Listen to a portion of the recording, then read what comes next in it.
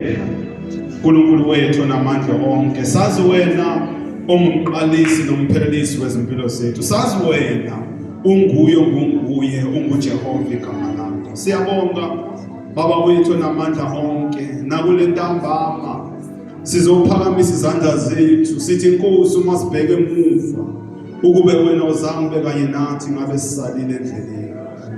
Siyabonga uNkulunkulu wethu onamandla onke, egameni likaJesu waseNazaretha. Ngiyacela sonke singaphakathi sithi amen and clap our hands.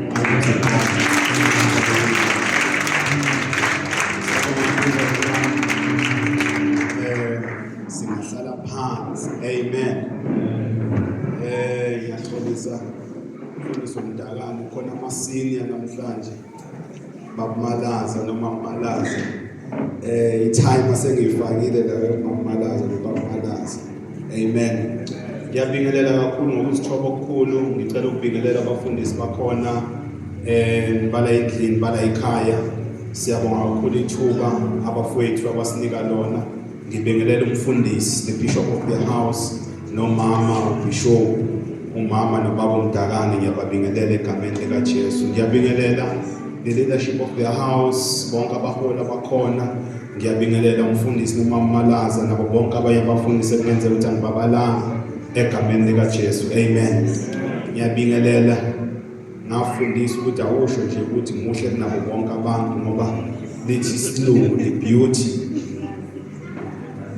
So nami ngiyabingelela unkosikazi wami, amen, wesifazane engihamba naye ofule kwami, amen. So namhlanje uyahiye ngibingelela umndeni wakamchunu abasiphelezelile. Siyabonga kakhulu. Ngicela nje sifunde, sizofunda izwi likaNkulunkulu, amavesi azobambalwa. Emveni kwaloko bese ngiyaphuma la namhlanje Mswane ngingena kwi-payroll yakho Mswane.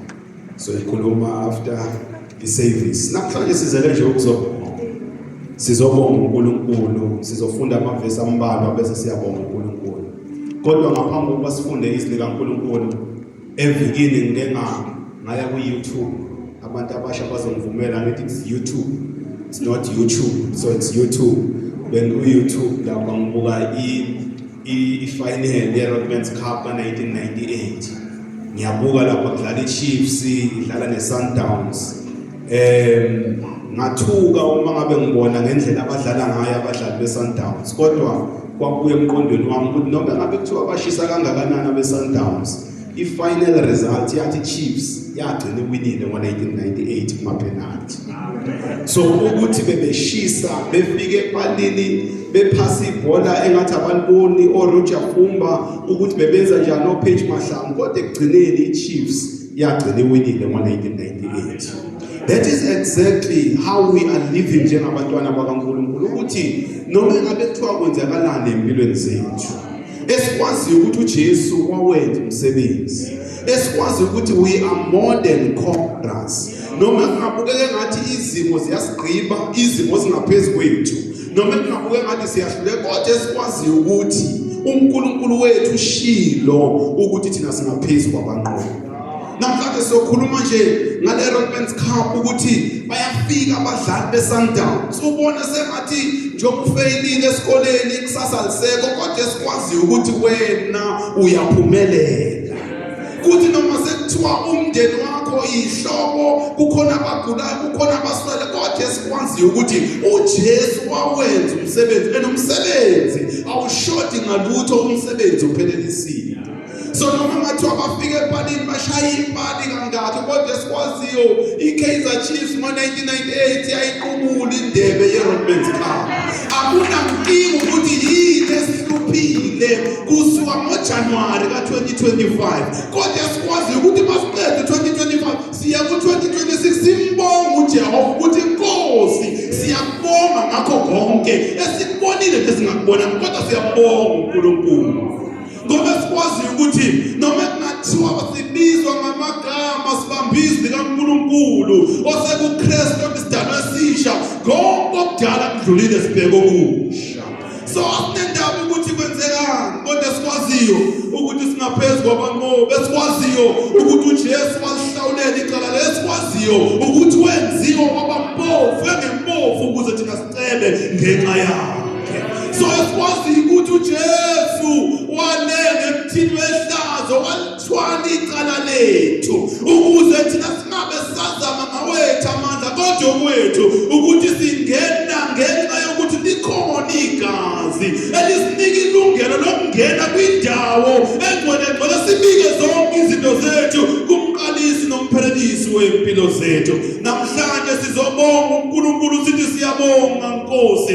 Bakhona abanezathu zokuthi bangabongi kodwa thina simbonga uNkulunkulu noma engabe kuthiwa izimo zibi kanjani siyambonga uJehova ngoba siyazi ukuthi singaphezulu kwabanqobo. Mangabe ngithi noma ngabe kuthiwa kwenzakala ini esikwaziyo siyaphumelela fika ukugula kube khona kodwa sazi ukuthi ngemvimbo kaKristu saphiliswa. Kuyafika izimo zisihlasele sibamba ukusho izwi kaNkulunkulu yini engasihlukanisa nothando lukaJehova. Ngabe ukugulelwa kushiwa ihlo esikwaziyo uNkulunkulu usilwelile nokuthi uNkulunkulu usiphumelelisile kukona konke. Njengoba sizobonga asihambi ngokubona sihamba ngokukholwa. Ngoba uma uhamba ngokubona ngeke umbone uNkulunkulu uzobona engathi uyahluleka endleleni kodwa thina esingahambi ngokubona sihamba ngokukholwa simbonga uNkulunkulu size simbongele lesi sithabathaba sesonto emathondwana. Angizwa bazalwane, simbonga uNkulunkulu size simbongele isonto lethu entabeni emathondwane elipheyiviwe elinomgwaqo wetiyelo ongena phakathi elinamakilasi kaSunday school elinendawo yabafundisi. Simbonga singabonga lutho because we know who our God is. Kodwa abanye bazobuza ukuthi mhlawumbe uyaziza ukuthi thina sisebenzi thina siyatohoza akekho tohoza. Simbonga uNkulunkulu ngako konke because asibheke ukuthi siyatohoza noma sitohozi siyazi ukuthi uNkulunkulu is able ukuthi asenzele izinto ezinkulu. Siyambonga uJehova, siyambonga uNkulunkulu. Kungekho lutho okungathembi siyambonga uJehova. Kube khona abazosikhumbuza ukuthi izingane zethu zifunda kuziphi izikole. Siyambonga ngodokotela abazophuma kuzo lezo kole. Siyambonga ngothisha nabo konke ngoba sihambi ngokubona sihamba ngokukholwa. Hayi kodwa bese phela siyazi ukuthi niyele izinto emasontweni asiyezanga izinto ziyi-part of the package. uNkulunkulu masifunda John 10:10 uthi sizile 3 things esenzayo siyabula siyatshontsha sibulale sidibize sibulale kodwa uzingizile nginika impilo echichimayo. Impilo echichimayo ayisho ukuthi konje ngicathi ukuthi izochichima impilo. So we are not after things but sifuna impilo uNkulunkulu asithembise yona. So sizobonga nje namhlanje sibonga uJehova kuleli viki ukuthi Nkosi siyabonga uNkulunkulu wethu siyakubonga. Asihambi ngokubona sihamba ngokukholwa. Asibonge sikubonayo sibonga naloko esingakuboni. Kukhona abanye manje njengoba ngikhuluma uyabizwa ukuthi uthini ngiyazizwa ukuthi ngithini. Nami ngineza likwazi ehola impesheni kodwa nje ngiyasho ukuthi siyakha ngiyasho ukuthi sikhiphe imali ye-transport iphume asibheke ukuthi yini eyenzakalayo yini esinayo. Sibheke uJehova ngumqalisi nomphelelisi wempilo zethu. Ingakho sibonga yena. Mangabe sihamba ngokukholwa singahambi ngokubona uzokwazi ukubonga uNkulunkulu ngaloko okuncane ocabanga ukuthi kuncane okubukeka kuncane kuwe kodwa uzombonga uNkulunkulu. Ake sibuzane sibhekisane ukuthi uma ngabe sikhuluma ngokukholwa kanti kuyini ukukholwa lokho esihamba ngakho. Angisho ukukholwa ukuthi sikholwa ngoba sesibona izinto othembisa. Ngizocela ukufunda incwadi yabeHebheru Hebrews chapter number 11 ngifunde iverse lokuqala. Ngizocela ngivumele ukuthi ngifunde from translation i-Passion translation TPT. The Passion translation ngicela ukufunda khona lithi likaNkulunkulu. Now faith brings our hopes into reality and becomes the foundation needed to acquire the things we long for. It is all the evidence required to prove what is still unseen. Now faith brings our hopes into reality. Ukukholwa ikona okuletha amathemba ethu abe yiqiniso. Alisho ukuthi sibe sesiwabona noma singakaboni kodwa sikholwayo esimthemba ngabo uNkulunkulu kuyenzeka. Let me share you a story baso. Njoba ngihamba nani kulo September onyaka ozayo. Besihamba nabafundisi bekhona izitoro esibuye singafuni ukungena kuzo lapha eWaterfront. Kodwa ngokukholwa siyasho ukuthi sizongena khona. Ngoba sithi masingena khona abafundisi babuye bacabanga ukuthi ngale mali yale ngubo ngingathenga imbuzi ezakhe nenkomelo. Kodwa ngokukholwa sizongena sibuye nazo lezi ngubo. Singacabanga ukuthi uzoshiswa amahayina ningizwanga bazalwane.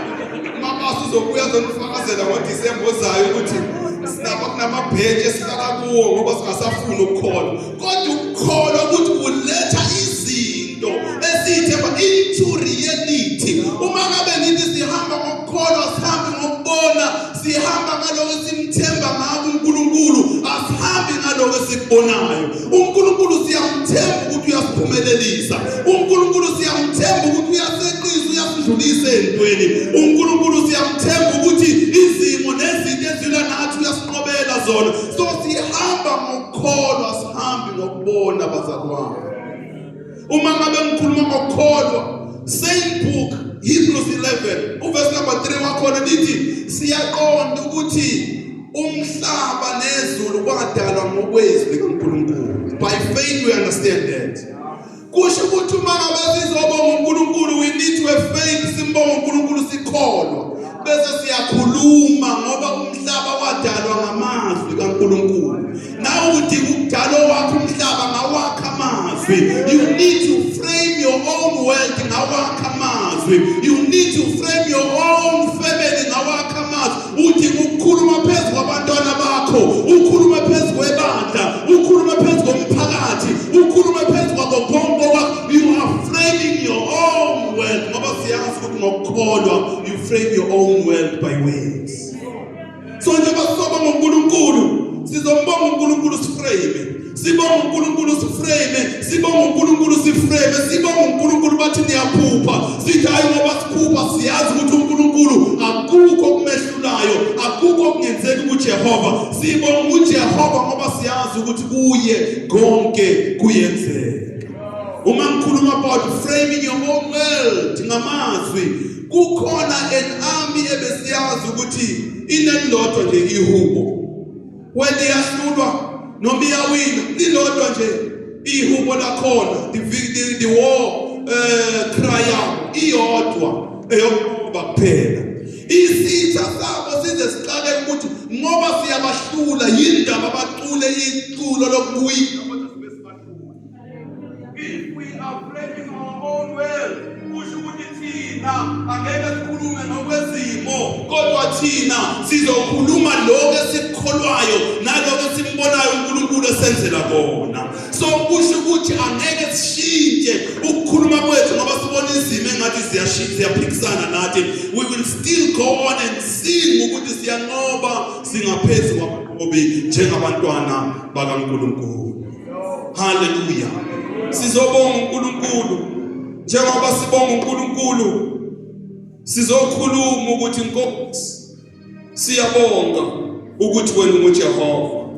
uNkulunkulu simbongele kuphela izinto esizibonayo. Ngifuna ubone ukuthi ukubonga uNkulunkulu kubukeka kuwubula kwabanye abantu, kodwa uNkulunkulu siyambonga. Kukhona lapho khona uEzra babezovusa khona ithempeli. Lithi izwi likaNkulunkulu uEzra waqala wathi asivusa ama-altar, bavusa ama-altar before bavusa ithempeli. Before baqale bakhe ithempeli. Uma ufunda incwadi kaEzra 3 verse number 11, lithi izwi likaNkulunkulu kuEzra 3:11, lonke ibandla lamemeza likhamuluka lijabule kakhulu libonga ukuthi ifoundation siyakhiwe. Aningizwa bazalwane, ababonga ukuthi ithempeli selakhiwe, babonga ukuthi ifoundation siyakhiwe. Ababonga ukuthi sekufakwe iroof, kodwa babonga ukuthi ifoundation simile. Njengoba sikhona sizobonga uNkulunkulu, sizombonga ngomhlaba esamkholelwa wona, sawukhomba, singakabeki ne-offer yokuthi lo mhlaba siyawudinga. Sizombonga ngezinto uNkulunkulu asimkholelwa zona singakaboni nethemba lokuthi lezi zinto singakhona ukuthi siyithole. Sizombonga ngezinto esimkholela ukuthi ngo-2026 siyaya kuzo, siyaphumelela kuzo, kungakabikho lutho olithembisayo ngoba sithemba uJehova kuko konke. Yingakho sibonga uJehova. Babonga uJehova ngefoundation, ababonga uJehova ngamafastela, abambonga iminyango, abambonga ngesakhiwo, kodwa bambonga nje sabeka ifoundation ukuthi siyabonga Nkosi.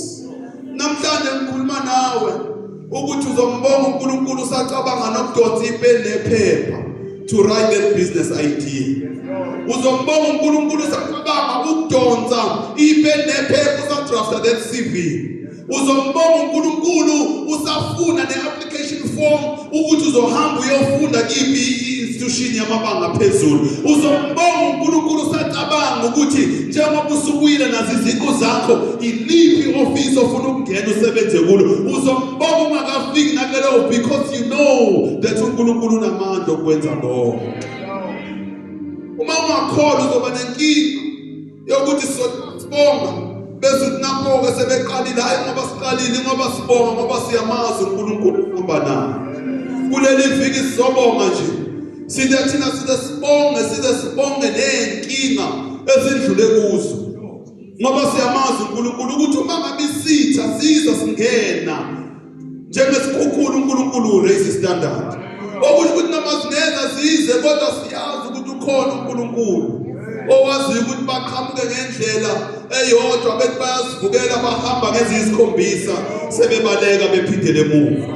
Siyazi ukuthi noma benzingavuka izimo uJehova uyenza ukuthi isitha sakho siphuphuthekise singaboni emehlweni bagcine bekhwazana bodwa. So uNkulunkulu umbonga not because ubona izinto, umbonga noma ungazi ukuthi kuzokwenza. You thank God kuzo zonke izimo. What are the benefits of thanking God? One, uma ngabe sibonga uNkulunkulu, uNkulunkulu uyaphinda-phinda. Uma ngabe sikwazi ukubonga uNkulunkulu, uNkulunkulu uyaphinda-phinda izinto esimbonga ngazo. Angikhulumanga mina ngemali, mina ngithe uNkulunkulu uyaphinda-phinda. Uyabona nje uma wazi ukuthi uNkulunkulu uyaphinda-phinda, uzophuma nakule mentality yokucabanga ukuthi uma unikela uNkulunkulu uzokwenza ukuthi kube khulu. No, unikela ngokunakho. Awunikela lapha simbribe uNkulunkulu ukuthi siyakunika ukuze usinike. Cha. uNkulunkulu yosenzisa siba ama-stewards. Ama-stewards kulento eziyiphethe.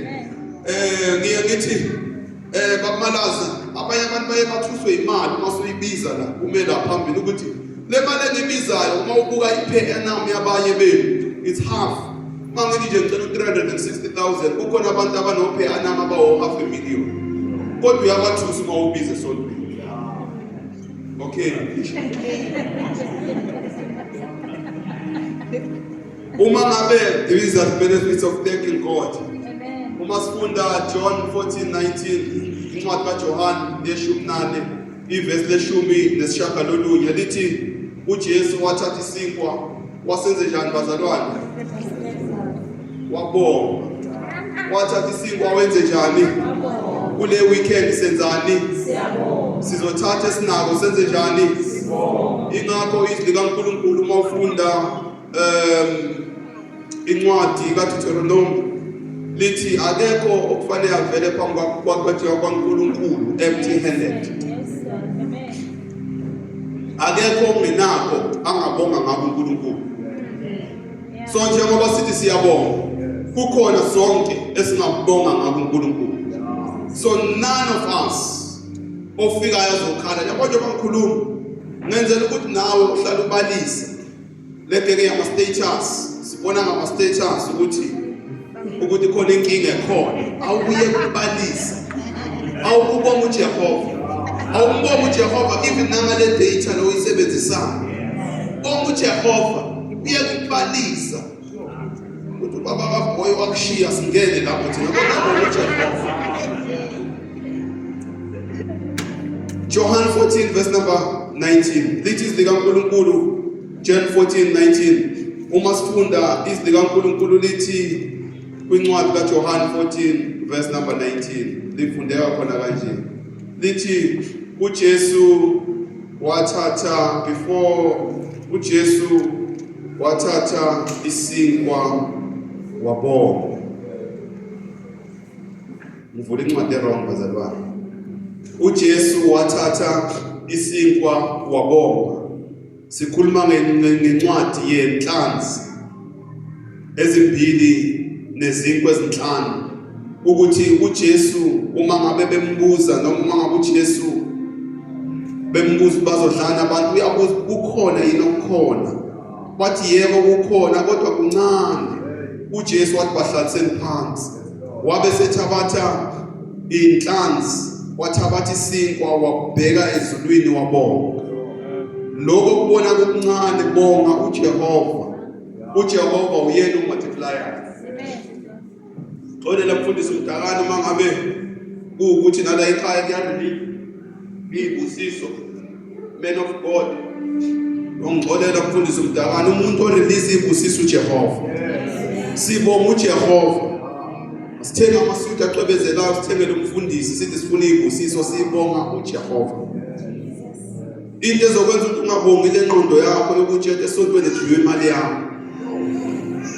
Ubuye ukhona wakwambona sefutshalile waphinde wahamba wayogubha imbewu wabona ukuthi iyamila noma masutshalile imbewu uyayiyela.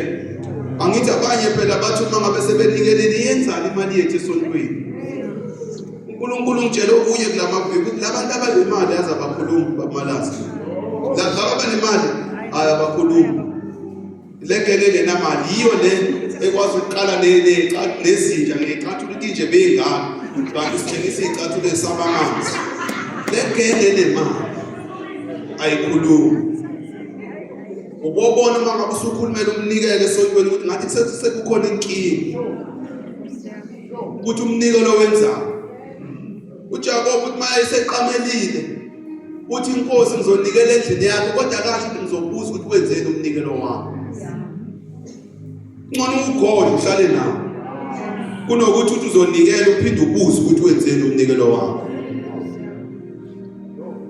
Ngeke ngikhuluma indaba zala kuphuma khona ukuthi sike sivala ama meeting uyivala i-meeting mfundisi umdakana masuzwa nje ukuthi ngathi kunesixakaxaka uyivala i-meeting babuza ukuthi kushoda malini. Mabesho ukuthi kushoda malini bese uthi hayi kulungile kuzokwenzeka. Angisho ukuthi izokhishwa wuwo. uJehova wenzima. uNkulunkulu wenzima. Uma ngabe sibonga uJehova uyamultiply. Number 2, uma ngabe sibonga uJehova uyarestore. uJehova uyabuyisa konke okudliwe isikhonyana uma ngabe simbonga. Khona amadoda ishumi masifunda the book of Luke chapter number 17:11 lithi izwi likaNkulunkulu lamadoda ayephethe uchobo eyishumi. Mayefika kuJesu uthi hambani niyotshengisa kumpristi kaJehova ukuthi seniphilile. Uchobo laligqobhoza umzimba njenge chicken pox. Labantu bahamba bayotshengisa umpristi kodwa baqophokile. Lithi izwi likaNkulunkulu kukhona yedwa kulabo abayishumi owabuyela kuJesu ethi ake ngihambe ngiyobonga. uJesu uyabuza ukuthi bapha abanye abawu9 ngoba nginiphiliseni u10. Lithi izwi likaNkulunkulu lo oyedwa waphindele emuva wayobonga kuJesu was restored completely ukuthi laba abanye bakusabonakala amasikazi kuye kwabonakala isikhumba kwangade somntwana. Uma ngabe sikwazi ukubonga uJehova siyakwazi ukuthi sibambe izwi likaNkulunkulu lithi uma sitshala ngenyembezi sivuna ngenjabulo. Siyakwazi ukubamba izwi likaNkulunkulu lithi uNkulunkulu akawadla amandla endoda. Ngoba uma sibonga uJehova sicabanga ukuthi uJehova khona kufuna kuthina kanti thina sidinga okuningi kuJehova. So uma sibonga uJehova God restores. Uyabona nje hayi ngapha abekho abadlali omashonisa ngapha. Abekho ngapha ngithi angekho abekho ngapha. Uthi ngibheke ngapha ngifocus la. Ukuthi uyabona uma ubonga uJehova uNkulunkulu uyakwazi ukubuyisa nalama interest okade kasiwakhokha. Ungazi ukuthi uzuya kumashonisa yini indaba. Ngoba fanele ngabe uyaplana nawe ukuthi wenza ukuthi nokuthi. Uyeke ukuthi uma ubona osofa ababovu amakhelwane ufuna ukufaka osofa abahlaza ungaka-afundi. Kodwa uNkulunkulu masimbonga uyakuwayipa konke lokho akwazi ukusirestore according. Le ndaba yama-credit score cishe ngakhuluma ngesinye istrati ngibone khona senipake khona. Ngizonixaka usazi.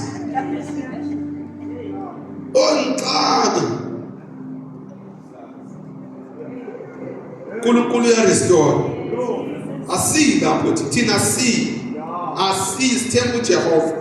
Ukuthi Jehova uma ukuthi sishelelelile senza amaphutha sizowalungisa lamaphutha. Uma ngabe kufanele kuze lapho ekufihleke khona yize Nkosi sinike yona sikhokhe izikweleti kodwa asiyile zeyadrati. Uma ngabe sibonga uJehova singene ehlazweni. Amahubo 25 verse number 3 abamethemba uJehova akavumi ukuthi bangene ehlazweni. uJehova simthemba ngencebo yethu. uJehova simthemba ngemfuyo yethu. uJehova simthemba ngemndeni yethu. Uma ngabe simthemba uJehova lithi izilakhe abathemba uJehova bangene ehlazweni. Uma uthemba uJehova awungene ehlazweni. Abanye bayangena ehlazweni kodwa uma uthemba uJehova awungene ehlazweni. Uma uthemba uJehova ukwazi ukukusiza ukuthi noma bengena ngama-foundation bengena ngamashiya nenkophe kodwa uma uthemba uJehova uzothi ugcobe uvasini wakho uJehova akwenza ubuke kumuhle okudlula bonke abangene ngama-foundation. Athi ngizwe ukuthi ngithini? Ngisho ukuthi uma ngabe simthemba uJehova simbonga uJehova asithembi izinto ithemba lethu liba kuJehova.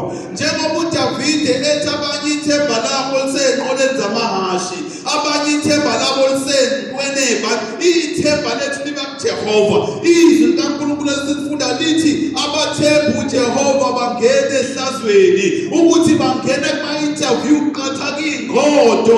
Thina singena sazi ukuthi promotion does not come from east or from west but it comes from God. Sithemba uJehova sibonga uJehova asikhiphe ehlazweni asibeke lapho afana asibeke khona uNkulunkulu. Uma sithemba uJehova singene ehlazweni kodwa kuthatha ukuthi sikwazi ukumbonga uNkulunkulu. Abanye bacabanga ukuthi bazombonga uma sebehamba ngenkanyezi.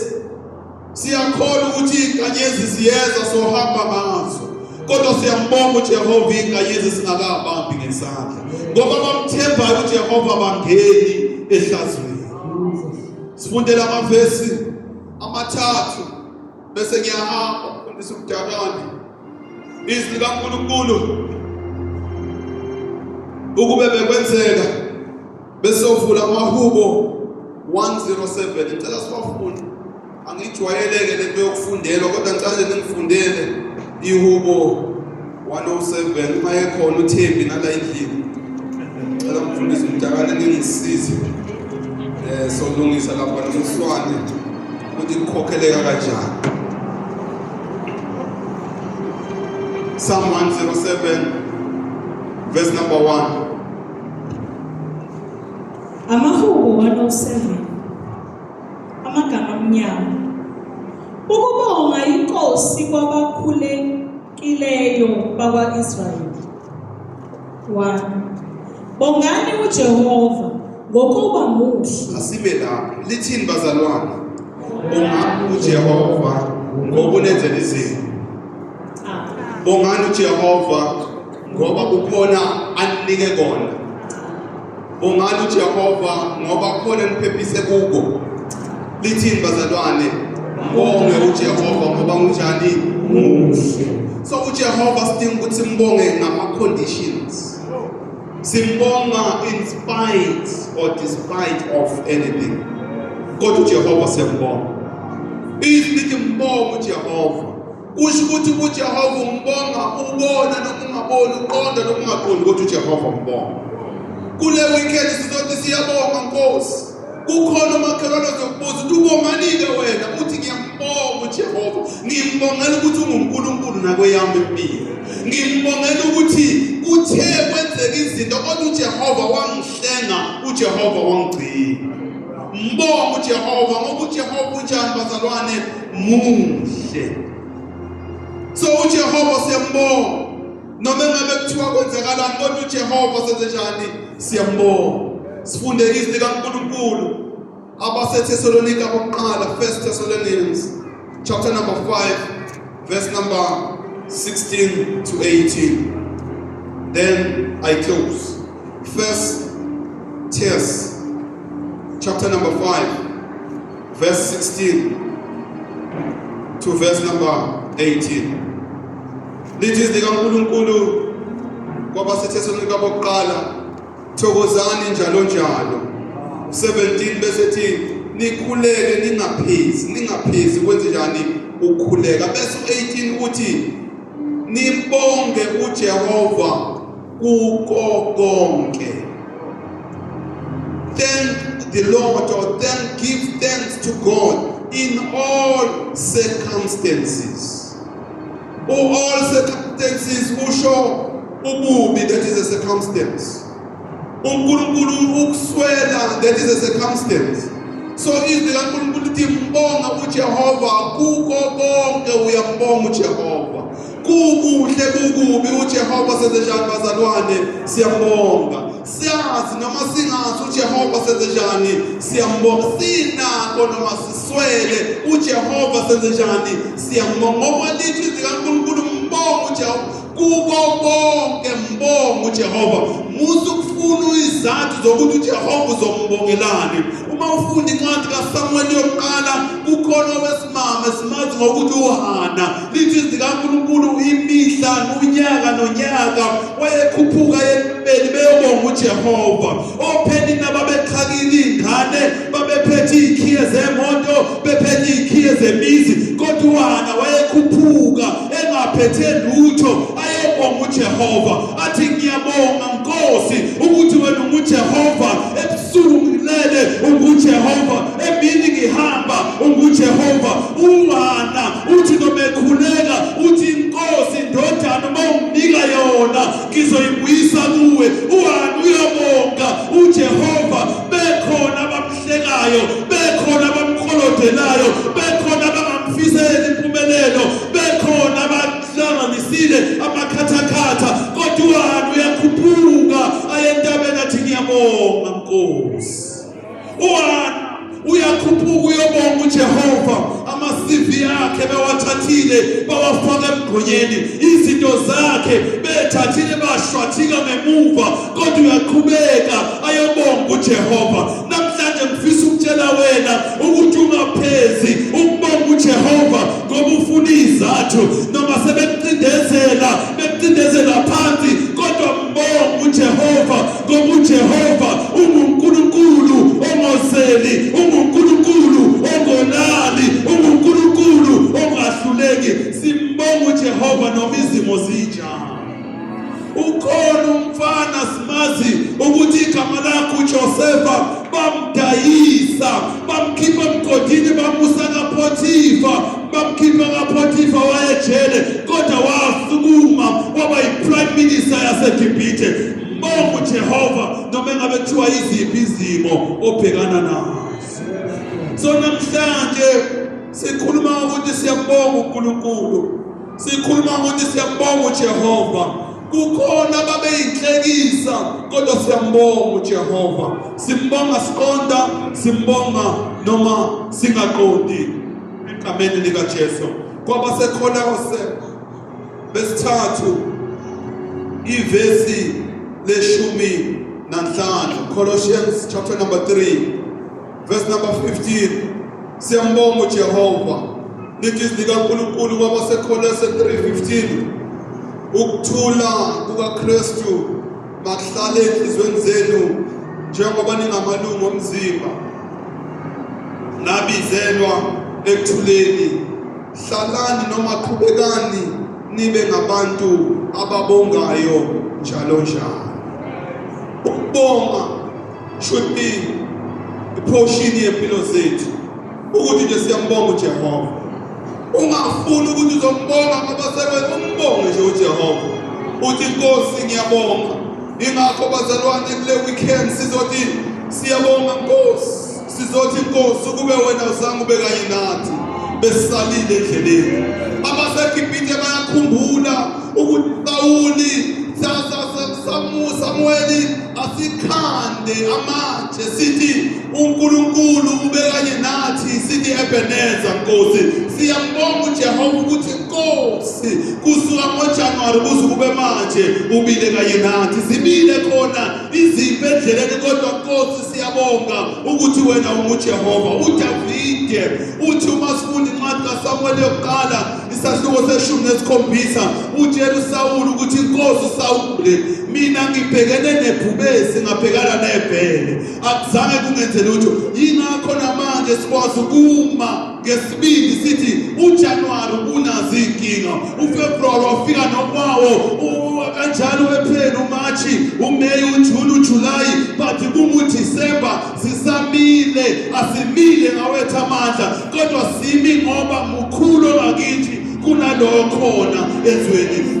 Bonge uJehova ngalo konke akwenzele kona. Bonge uJehova ngempilo akunike yona. Bonge uJehova ngabantwana akunike bona. Bonge uJehova ngomsebenzi akunike wona. Bonge uJehova ngebhizinisi akunike lona. Bonge uJehova ngama-ideas akunike wona. Bonge uJehova ngempilo umbonga ukuthi kuko konke ngibonga nje ukuthi unguNkulunkulu. Sizobonga nje uNkulunkulu singasho ukuthi sibonga uNkulunkulu ngoba sibona kukhona izinto esizikhombayo kodwa simbonga nje ukuthi unguNkulunkulu. Uma ngabe umbonga uNkulunkulu uba yilo muntu okwazi ukuhleka noma usesithandweni somlilo bamangala ukuthi uhlekani kodwa uthi ngiyamazi ukuthi umhlengi wami ukhona nasothulini akayumlazi. Ubonga uNkulunkulu noma bekufaka emphandweni wengonyama uthi laba noma inkosi uyitshela ukuthi inkosi noma uJehova engazange sasikhuluma kodwa kwazeke ukuthi awekho amanye ama-altar ukuyokhala khona umnikelo wethu. Uthi akwazeke Nkosi ukuthi awekho amanye ama-altar esoya kuwo siyobonga kuwo ngoba uyethu uNkulunkulu uyethu Baba sibonga kuye uJehova igama lakhe. Namhlanje noma kule weekend sibonga uNkulunkulu siqonda noma singaqondi awukujwayeza ukubonga uvuke ekuseni ubonge uthi ngiyabonga Nkosi. Bakubuza ukuthi ubongani njengoba unophethe uthi ngiyabonga Nkosi ukuthi nginophethe njalo I'm fearfully and wonderfully made. Awujwayeza ukubonga uJehova ukuthi noma bethi umnyama ngokwebala usho ukuthi akunendaba nokuthi ngimnyama because phela mina I'm a dark chalk kodwa ngiyambonga uNkulunkulu. Ngibonga uJehova ngoba sonke angeke sibe sibahle njengoba ngifundisa ihlomuka njengoba ngibona kodwa nje ngibonga uJehova. Sibonga uJehova bazalwane. Asifundise ukubonga. Uyabona uma ngabe ubonga zonke izinto ziba lula bazalwane. Angazi ukuthi indaba ngiyikhulume kangaka le yokuthi yekani ukubalisela umnikelo. Ababa le anibalisa la indlela ukubalisela la indlela umnikelo. Akekho la indlela othi umfundisi udle imali yenu akekho. Angazi ukuthi indaba ngisikhulume kangaka angeke kwenze kuthiwa kubanjwa ama-meeting kuthiwa yenze le mali enikelwe ngale liyasonto angeke kwenzeke. Angazi kodwa indaba sikhulume kangaka. Ake sibonge uJehova.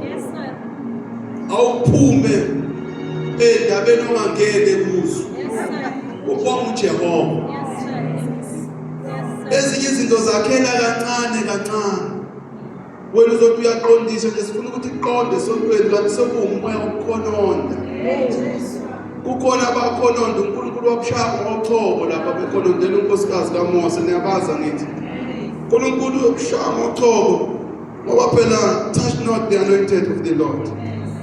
Anikhononda kithi nabazalwane. Ngiyangithembisa mangimubuka nje. Anikhononda kithi. Ake sibonge uJehova bazalwane. Sifundise ukubonga uNkulunkulu. Awuthi ngikutshela ukuthi ukubonga uNkulunkulu kuvula iminyango. Uma ngakubonga uNkulunkulu kwesinye isikhathi kubonge uNkulunkulu angaphumi namazwi emdebeni zakho. kubonakala kuphuma inyembezi, kubonakala kunyakaza indebe kuphela kungazwakala ukuthi uthini, kodwa ubonga uNkulunkulu kusuka phansi ekujuleni kwenhliziyo yakho ukuthi uyaphila. That is a miracle. Ukuthi namhlanje ngibonile lolu suku namhlanje kuyisimanga, ukuthi nansi imvula siyambonga ngayo uNkulunkulu kuyisimanga. uNkulunkulu kanginika amavesi amathathu kuleli viki, Isaiah 44, Isaiah 45, Isaiah 46. Lapha ethi khona uNkulunkulu ngiyothela amanzi emhlabathini owomileyo. Wathi uNkulunkulu ngizohamba ngaphambi kwakho ngihlele wonke amadlebhodlela. Wathi uNkulunkulu uyozuguguza ube mdala ngiyohlale ngikutshengisa ukuthi nguNkulunkulu. Ake sibonge uNkulunkulu, siyeke ukukhononda. Ake sibonge uNkulunkulu. Ngifuna ukuthi namhlanje ukuthatha isinqumo sokuthi noma ngabe kuthuna abantwana babuya bebambelela ngendonga bekhethe isango, kodwa ukubonga uNkulunkulu ukuthi basabuye ekhaya. Akubonga uNkulunkulu ukuthi Nkosi ngiyabonga ukuthi kungenze ukuthi izindle zodaka kodwa isekhaya. Ngiyabonga ukuthi kunalo ikhaya ngoba bakhona abantu abathatha izinto ezingabulali abangalali ebusuku. Akubonga uNkulunkulu ukuthi Nkosi ngiyabonga. Akubonga uNkulunkulu, ufundisa ukubonga uNkulunkulu. Ngoba uma ngombonga uNkulunkulu uzokhompitha nabantu uze wenza izinto ezingafanele ngabe uyazenza. Funda nje ukubonga uNkulunkulu. Uma ngabe umbonga uNkulunkulu usukutshengisa ukuthi umuntu onelisekayo. Labantu abanganeliseki bahlale bekhononda. Ahambe ngemoto enhle uyakhononda. Ahlale emzini omuhle uyakhononda. Asebenze kahle uyakhononda. Hayi kube khononda akazange afundise ukubonga uNkulunkulu. Ake sifundise ukubonga uNkulunkulu. Nathi uthi ngixoxele kwamanye amasonto amabhonasi abanawo. Kufanele bayothengela umfundisi. Kodwa bonga uNkulunkulu nje ukuthi belapha isonto awadliwa amabhonasi akho. Umbonge nje uNkulunkulu. Ukuthi ngiyabonga Nkosi. Ngebantu ngibeke kulo. Angibonga ukuthi ba-right. Benamabandla ba-right. U-right ulayikhaya. Iba umntwana ukhulu ufunda ukubonga uJehova. Uyeke ukufuna ukungena endaweni ongazazi. Kodwa ngikuxoxele sengiqedile ukushumayela. Kukhona enye indoda eyazama ukulekelela uNkulunkulu.